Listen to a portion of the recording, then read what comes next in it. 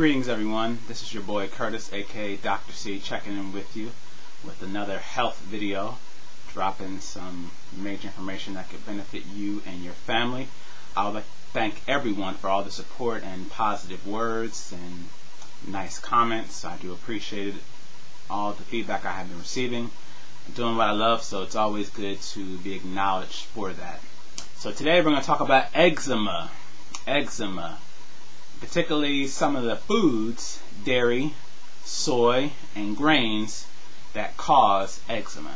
Now, I know most of you are about to freak out, like, oh my gosh, this is what I've been told to eat. This is what I've been eating my whole life, of course. And that's why it might be time for you to make a change. But you were told to eat that, but was that really the best thing for you? Are grains really the best thing for you? Is soy really the best thing for you? Is dairy really the best thing for you? And I would have to say to all these things, absolutely no.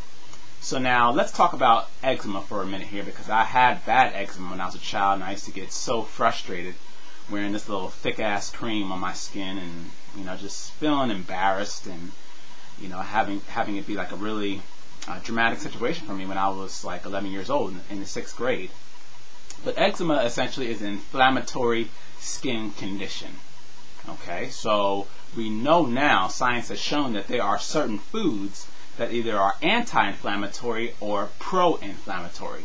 So any foods that are pro-inflammatory cause inflammation within the body, which then manifests as an inflammatory skin condition. Really simple, huh? So why aren't doctors telling you to cut out the soy, to cut out the cheese, to cut out the grains, particularly the processed grains? Because there's no money in that. Just give you Benadryl and send you home. So essentially, that is what's going on here with eczema and acne too. I had that really bad when I was younger also. They are inflammatory skin conditions, and if you are consuming pro-inflammatory foods or pro-inflammatory foods, then you are at great risk to develop eczema, and most likely you will, particularly if you're eating a lot of processed foods. Just about 90% of the foods that we have available in the market today are pro-inflammatory. The meat is pro-inflammatory, particularly in large amounts. Red meat has been shown to be the highest pro-inflammatory food. Dairy, as I just mentioned earlier. Soy, I know a lot of vegans out there are asking me questions about, well, how come vegans are getting eczema? It's because their consumption of large amounts of soy, and soy is a health fraud or health food fraud. Let me say it's not a health food, it's a health fraud. And then grains, particularly your gluten grains, wheat, all your gluten grains, anything you can think of that has gluten in it is going to be a major pro-inflammatory food, because many of these foods also cause allergies. Any food that causes allergies is also going to contribute to inflammation within the body, which will then eventually lead to eczema. Now, the particular protein, the biggest factor is probably the dairy, because it has been shown that the casein, or the milk protein found within dairy products, is going to be a highly contributing factor to all types of eczema. And this is foods that we're giving children left and right, because most of the time children are oftentimes develop this eczema disease, and it becomes a big issue for them. But children are eating all the processed foods and the fast food. The food manufacturers are going after them. So if you're feeding your kids milk, then just know you are placing your child at great risk to develop eczema. And that is essentially it. It is a really simple disease. Basically, where if you're consuming a lot of inflammatory foods, then you will develop a inflammatory skin condition. Another one I wanted to mention are omega-6 oils. Now, omega-6 oils are found in most of your animal products, particularly your milk and your corn-fed beef, because all these particular animals are now deviating or being fed their unnatural diet, which are grains. Cows naturally do not eat grains, they eat grass. And if you feed a cow corn, particularly GMO corn at that, then that's going to be an omega-6 fat. All that marble within that meat that so many people love is going to be omega-6. And a lot of people, millions of people around the country, are consuming all these grain-fed animal products, be it the eggs, the dairy, or the actual meat of the animal itself. And if these animals are being fed grains, most of them being fed corn, then you are at risk for also developing eczema, because these particular animal products are going to be very high in omega-6 fatty acids from the actual grains that they eat, which is very unnatural for them.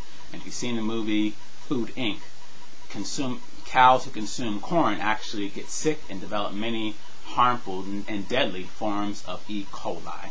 And there's no amount of pasteurization, any other kind of food safety that can prevent this. And oftentimes the food safety laws actually make the problem worse because they add more chemicals to the foods that we eat. Also, processed meats with sodium nitrate or trite is also going to be linked to eczema. So all your bolognas and hot dogs and all those processed meats that so many of us love and love to put on our lunch meat is also going to be linked to eczema. But the three biggest ones are going to be grains, cheese, and the dairy products, and also soy. If you're a person who does not consume any animal-based foods, soy products are going to be some of the biggest causative factors, and our consumption of primarily omega-6 fatty acids via the corn oil, the corn-fed animal products, and all of the trans fats that are found in most of your processed foods. Like I said, this is about 90% of the foods we have available are going to be pro-inflammatory. And you know, most of these foods, omega-6 oils in particular, aren't necessarily harmful, but when you do not balance them with anti-inflammatory foods, which are most of your healthy stuff that people don't like, most of your fruits and vegetables and some other particular supplements, then you will develop an inflammatory skin condition known as eczema or acne. Eczema has also been linked to perfume. Most of your perfumes out there are straight up toxic, and they are very irritating to the skin. And eczema is also going to be related to stress. It's definitely a stress-related disease. So those are some of the factors that are at play here when you're dealing with eczema. Your toxic skincare products, all your processed foods, and heavy omega-6 and inflammatory foods. Your refined sugar is another big one. And your sodas and just all those particular items there are going to play a major role in the development of eczema. But it can be healed. It can be healed, and I have a brand new audio recording just for that. I actually developed eczema recently, and I had to switch up my diet a little bit, cut back on some grains, and resolve some, remove myself from some stressful situations. But I had developed it, and I took a particular oil, and it resolved it within almost a matter of days. And I'll share what that oil is and some other things you need to know about naturally resolving eczema, using diets, and making lifestyle changes. Also making some changes in some of the products that you use on your skin.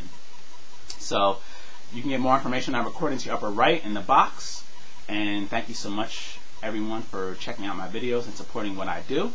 And be sure to check out my recording to find out how to naturally heal from eczema. And you all have a wonderful day, and be blessed. Peace.